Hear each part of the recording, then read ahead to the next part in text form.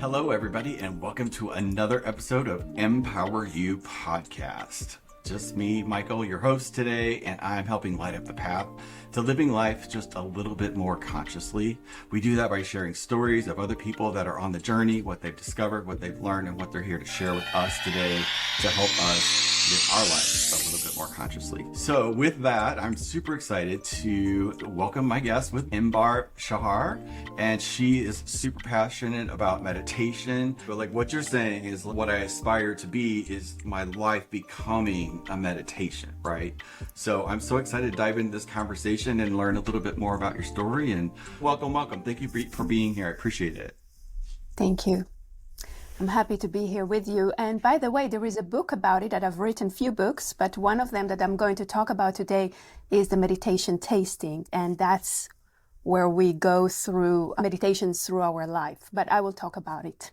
Yeah. Okay, awesome. And I'll make sure we'll include your information and the link to that book in the description box wherever that follows this podcast to make sure that people know that's at. But tell me how this started. Was there some sort of an event that happened, where I find that people talk about their passions and the things that I love talking about, especially on this podcast, there's always some sort of seed. I know I definitely had one in my life, and it's usually not the pretty part. It's like, for me, it was like you learn and grow from the things that cause us trauma that we heal from. And then that's how my awakening started for me. What is your story? What is your journey been about in this regard?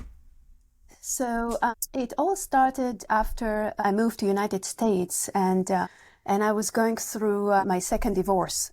I was still very young, and I just had no friends, and I felt lost. I was completely lost. I was depressed. I was suicidal. I was just like, I couldn't believe that my life, I was less than 30 years old, and I was already going through my second divorce, and I was like, oh my God, it's like, I have failed, officially in my mind, I have failed. And I just felt very hopeless and had no clue where to go, what to do, what to start. I kind of lost all hope and had no friends really in the United States because I was still very new and my English wasn't, very good. And I just felt so embarrassed to speak it in public, or around people, even like in a group.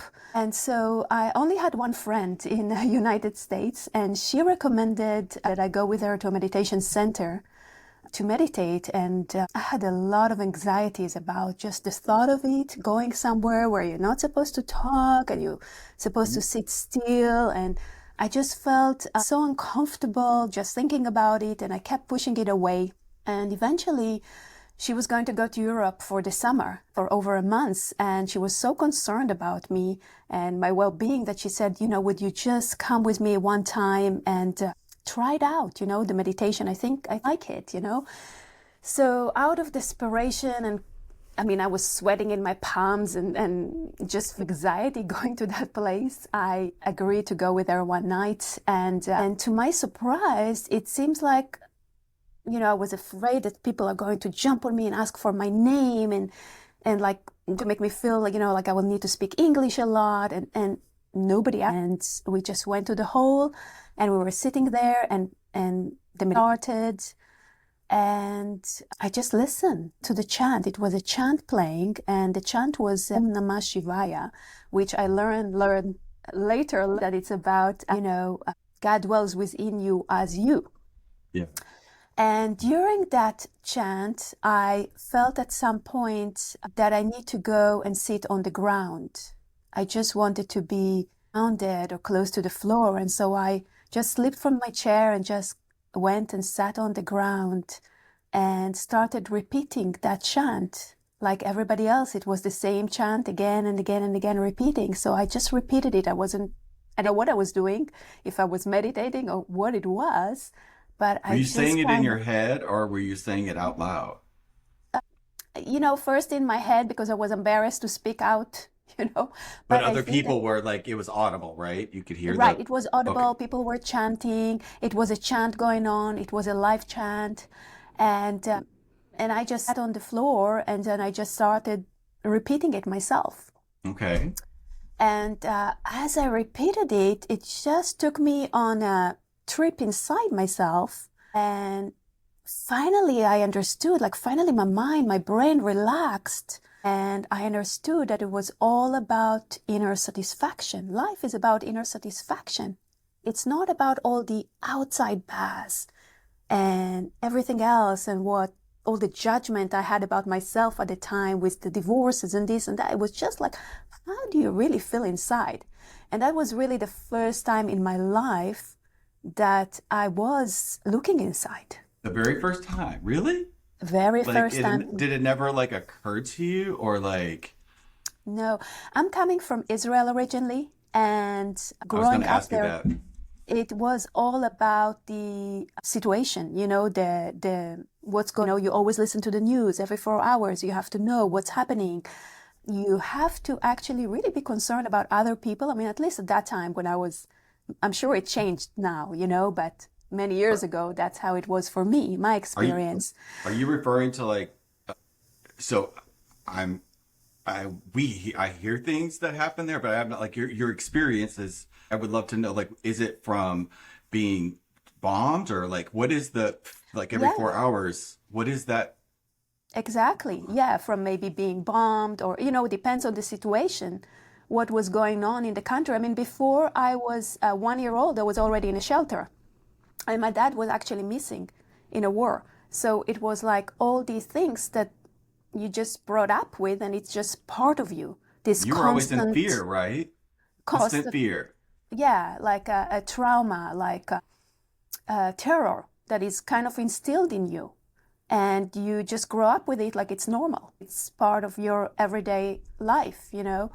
Yeah. And it's also about the community. Like you always have to worry about the community, making sure everybody is good and everything is okay. And it's less about the internal journey.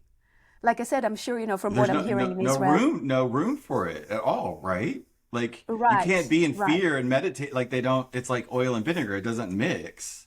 But I Well, feel now, yes, there are ways to do it, but at the time it wasn't a thought that came to my mind. I mean, it was never about me. Actually, a conversation that I had with that friend that was really, I mean, now it's mind boggling, but at the time I remember she said, why don't you lit a candle in your room, and meditate at home? And I said, lit a candle for myself? Isn't that like I'm wasting the candle? I mean, just so you understand from what mindset I was coming from. Yeah. So that's where I was completely ignorant to anything that has to do with inner being. I felt as a victim, in my divorces. I felt like things just happened to me. I have no clue why. I just didn't understand anything. And it was so this, was your I'm so curious. So did your faith interlude in this like you know I'm assuming you're Jewish, right? If you grew up in Israel, right? yeah. Right. Oh, hmm so like, your faith never provided that what meditation does, right? Or did I'm coming from a community living. I grew up in a kibbutz. I don't know if you know what it is. It's like a small community living, and we're not religious at all. So actually, the way I grew up was that we didn't follow the religious practices or anything like that. We just didn't follow anything. So we just kind of, follow what's happening on the news maybe, or whatever, what's happening no around connection us. to it whatsoever, yet you live there. Right. Wow. Yeah. Now, I would say little, like when I was 12 years old, I remember one night I was like really thinking to myself that life doesn't make sense at all, because it cannot Yeah. be that what I see with my eyes and what I hear with my ears, this is it. I knew that has to be more to More. life. But I did like because I grew up here. I grew up in a smaller community, and like so few people, 500 people, but there's also probably 400 churches, right? And everybody has their own little thing. So like as you're saying that, I'm thinking like I'm relating to you and that fear of the bomb and everything. Like you had it physically, but in like my experience of it growing up was if you don't do X, you're going to go to hell. So there was a lot of, it mm, was like using fear to keep you inside that archetype, mhm, right? And here you right. are in the, like, in of perception of Israel. What was that it's all religious. That's the only reason that you would ever be there. Mm, So like mm, I love when humans talk about our experiences because like we all walk around with these myths about each other and we're all human. And what your life is expressing is this space of where no matter where I come from, because my, if I meditate, I wouldn't be on the planet. Mm, I would not be on the planet. I couldn't mm, exist here if I didn't know what you found when you went inside, right? Like mhm, I know that. I know how it's working. I also know mhm. that 90% of the population does not know that, right? Yeah. But like here you are, you had to come here and have a friend take you to a thing to chant a chant that came from another section of the world too, that didn't originate here. So it's like how peace and energy just brings all of this tapestry together to really leading us all back to the same place, and that's our eternal home. I just want that because I think Mhm, that's extraordinary, and like I'm craving that space to have the global conversation so that we can all mhm. learn that we're all the same. We might have different backgrounds, but we have these mutual experiences. So let's I just wanted it's really important for me to get that out because I felt like that was sort of guided. But my experience, like your face, I'm seeing the light come out of you. Not obviously behind you too, but there's light actually coming out from your face when you talk. Like there's Mm. peace. You exude. Oh, thank you. So how long have you been in the practice of this? I mean, you've written a book, so obviously it's something that's been here for a minute. But like wherever Books. you're at, your vibe is like translating. Share more about that part of your journey. This was in 2000 when it happened, when I went there to the meditation center. So that's been Okay. 23 years now. Okay. It's been a while, yeah, for sure. And so that day changed my life. My friend went to her vacation in Europe, and when she came back, she asked me, "Did you ever go back?" And I said, "I went there every day.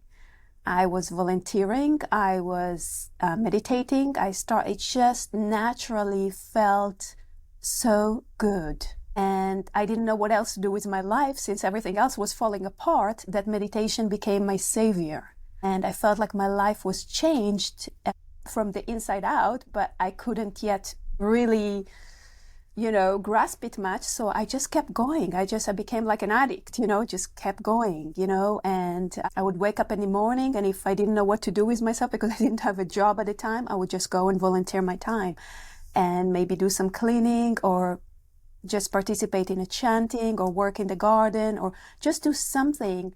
And that practice would make me feel that meditation again.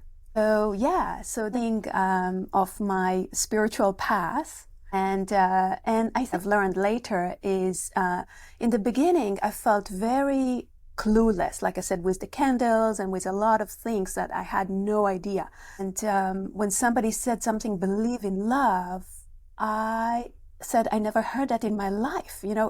Anything about love felt so foreign because my background was all about wars and Yeah. fights and distraction. And I didn't know that it's okay to take time for yourself and spend time taking care of you and your mental health and your well-being. I mean, all this was so refreshing and new and different, and I loved it. I mean, it just felt so good. It felt like fantastic. And how can you resist that when it feels so good? You just feel You drawn to can't. it. You're not. We're designed to follow that. Like we're designed to follow that. Like that's our natural state.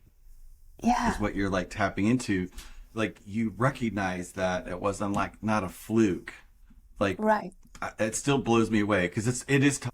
It was really tough for myself to learn to make that that it was something that was done, every day for sure as an act, but then it did evolve into, you know, where if something happens during the day, I notice that I'm having a reaction to it. So I know that that's something the inside that's coming up, right? So it's nothing to resist or bad, but give myself that space to feel that outside my body because I was highly trained on stuffing it all inside that, Mm, basically to survive.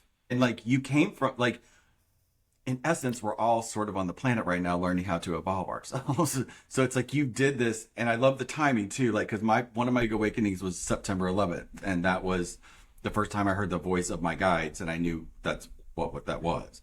And so like that timing, and then you're here and you came here, and I know from meditation, when you do that to your insides and you make it really, really clear, you become a channel for your purpose. So how did that unfold? Because if you're there and having that peace, I know good stuff is lined up for you to experience. So what was your experience of how that unfolded for you? Like going from nothing to learning how to manifest to 2 divorces to how did that unfold? So basically, the first thing, I felt really clueless. I felt really missing a lot of knowledge here. And so my initial thing was just read every book that exists about spiritual books. And I just started becoming like a bookworm. I just kept reading and reading and reading and reading and feeling like I have so much, like to learn. I was just like a sponge. I just wanted to learn. But then what happened was that my life, my life started to fall apart too, in a way.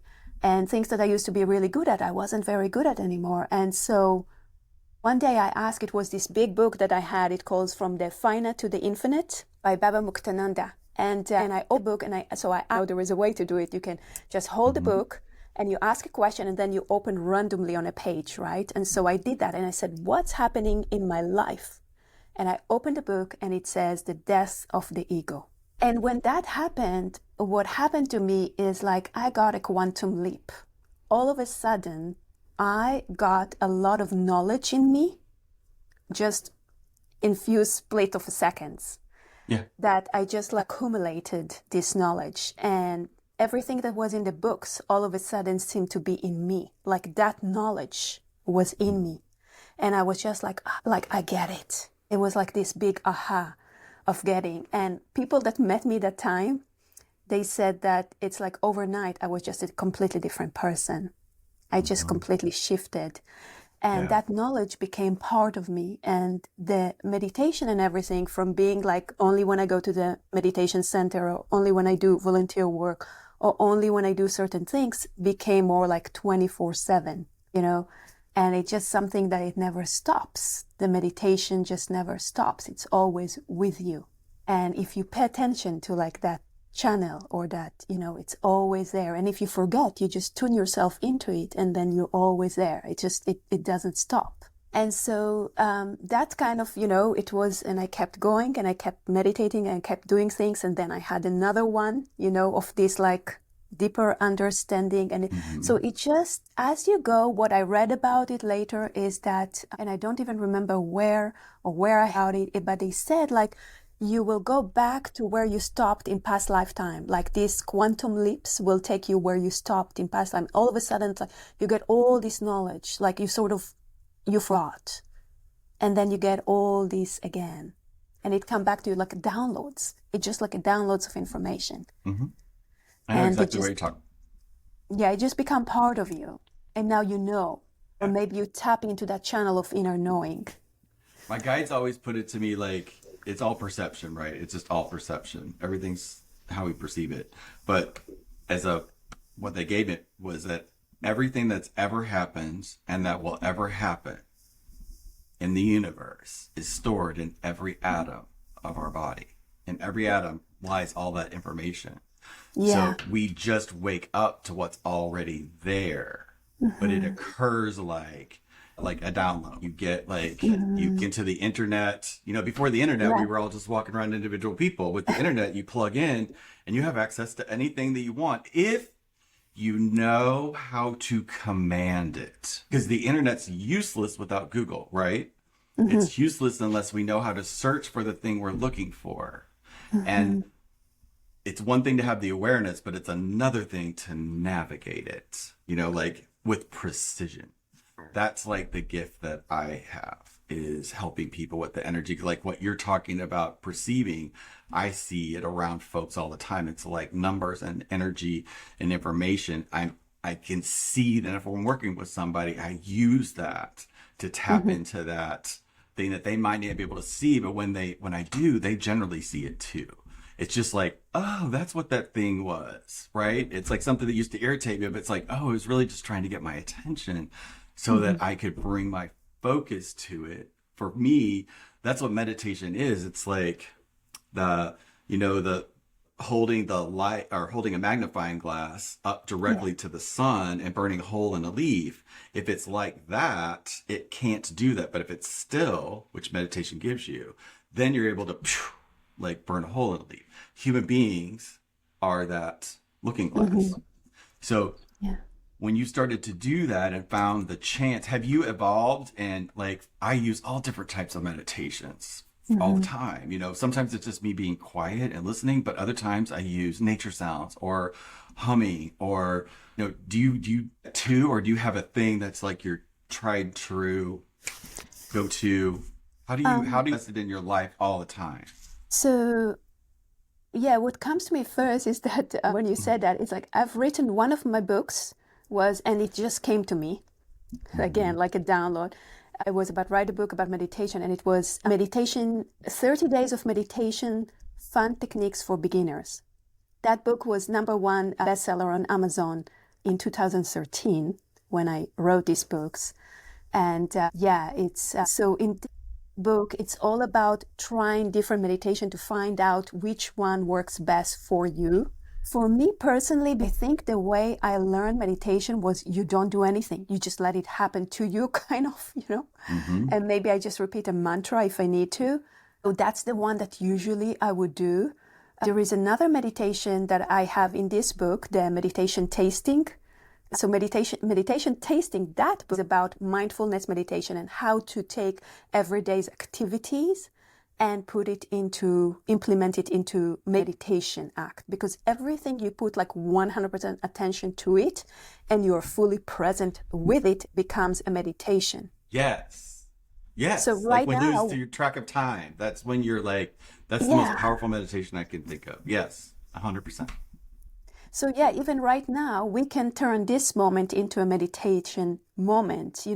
And one of the tools that I would do that, for example, which I'm doing it right now, is that I will include myself in the picture.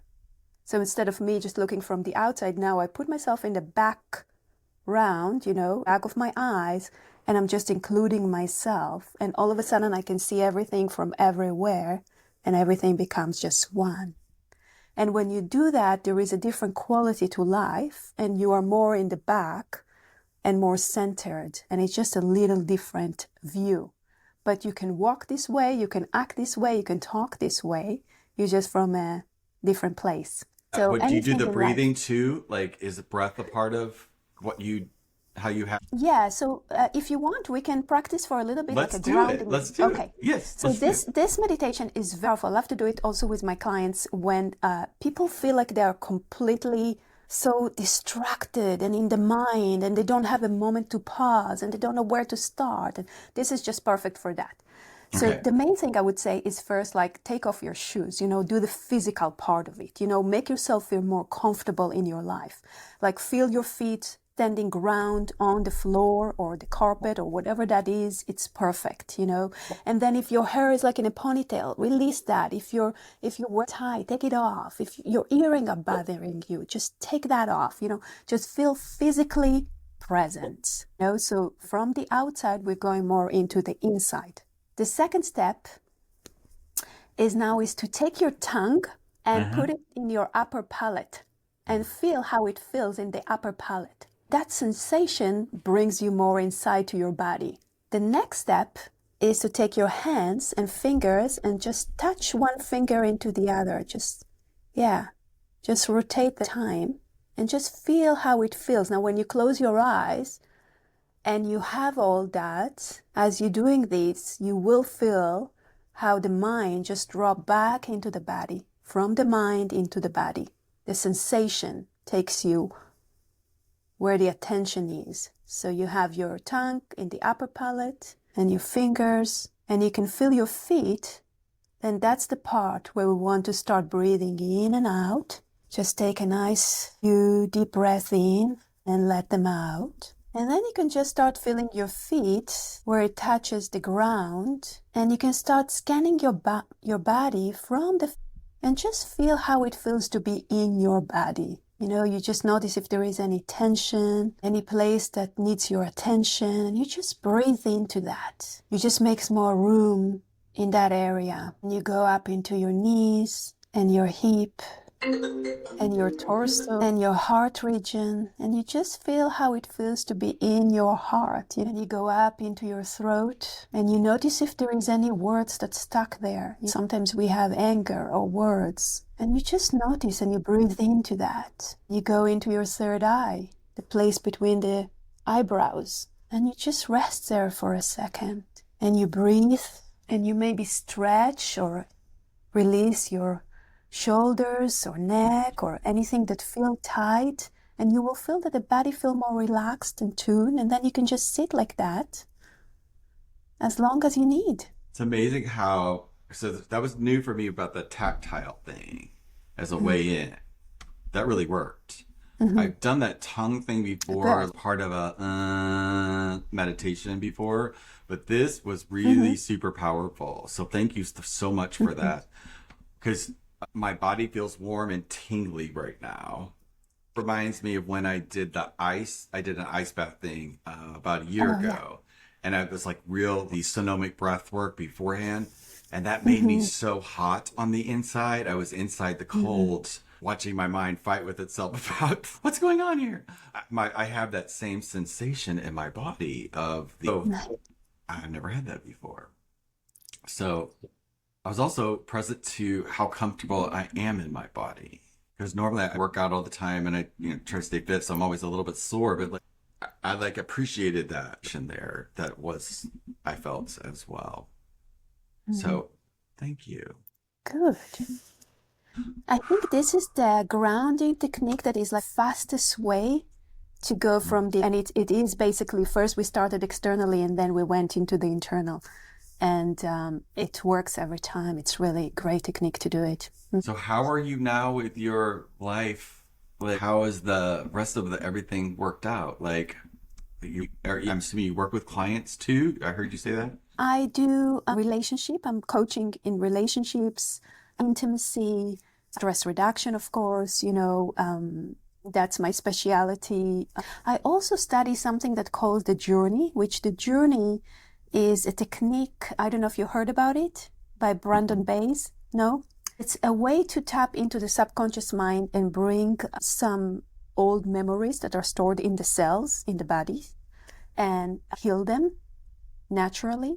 And so in my work, I work with people, and basically we just close our eyes and I just guide you into a little meditation. And when you do that, in a specific area or based on specific things that a person wants to work on, we get into the core of an old memory that over there it's inside the body where the trauma is located. And we can release it, work on it, heal it. And this has helped people with physical traumas, emotional, mental. It helps with everything, really. So it's a really powerful tool that I love to work with when people have something that they tried and nothing works, and this one just get you there. And it's always kind of like what you said earlier, that you're surprised about the messages that you get, and that people get their own messages with that, and sometimes they get to see how other person feel during whatever happened. And it's always fascinating. It's always a fascinating experience. So that's another technique I love to do with my clients. Yes. I love that we started with the story of the 2 divorces, and we're wrapping up with I do relationship coaching.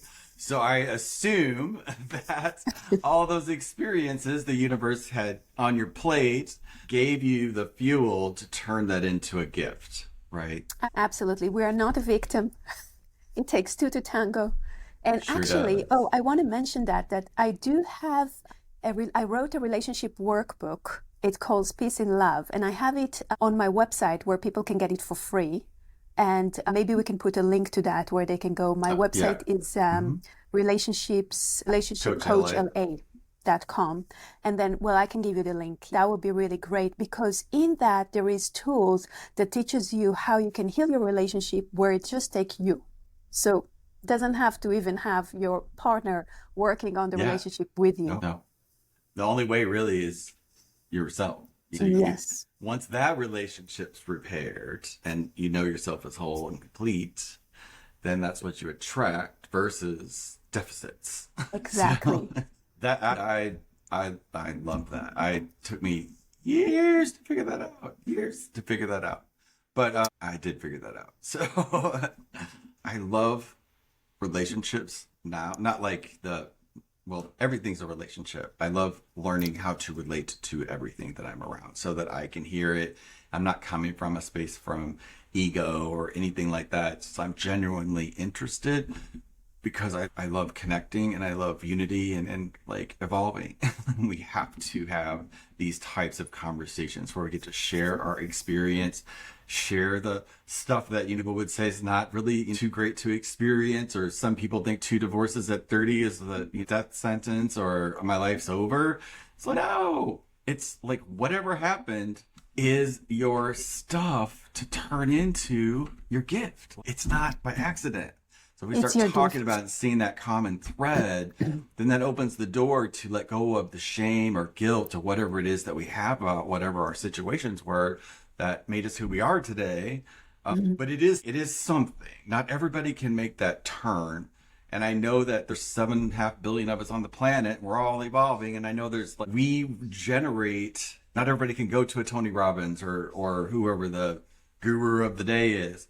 But people like us, we make a difference because we're like sharing authentically what happened. I totally relate to everything that you were saying. And even though I didn't know this till you just said that, but I just knew that from your energy that you had crushed it. So I could feel your authenticity like kind of coming through. So all the bells and the whistles. But it's just such a joy to talk to you. I hope to have you back on someday and we like do something a little bit, maybe do something for my channel or something where we could show more in depth about that process, because I think it's just so important. But I'm curious, what is your takeaway from today? It was wonderful. It just seems like we're on the same wavelength you're speaking. So it makes me so happy that there are people like you that are doing that and making a podcast for people that would love to hear. I know that so many times in my life, I was so thirsty to hear the words that, like, when you hear that, it just makes sense. And there is a deeper knowing and understanding. And you're like, you know what, I'm not alone in this. Yeah. And yes, so it gives me hope. A little whiff of hope, everything's a little bit better. It's all about climbing out of that scale. So I appreciate you. And if you guys, and I hope you got tons of value listening for our conversation today. And that just know, like, whatever's going on or how stressed out you feel at the end of the day or whatever thing has manifested, whatever it is, your best course of action is to get really still first and connect with that part of inside that's causing that manifestation outside. And you can do that by learning to master the art of being present and having meditation be a part of your life all day long, and join other people, because as soon as you do, you start attracting other people around you. And for me, it's about that community. Thank you for being part of my community today. And you guys have an amazing day, and we will all see you on the next one. Bye, guys. Thank you.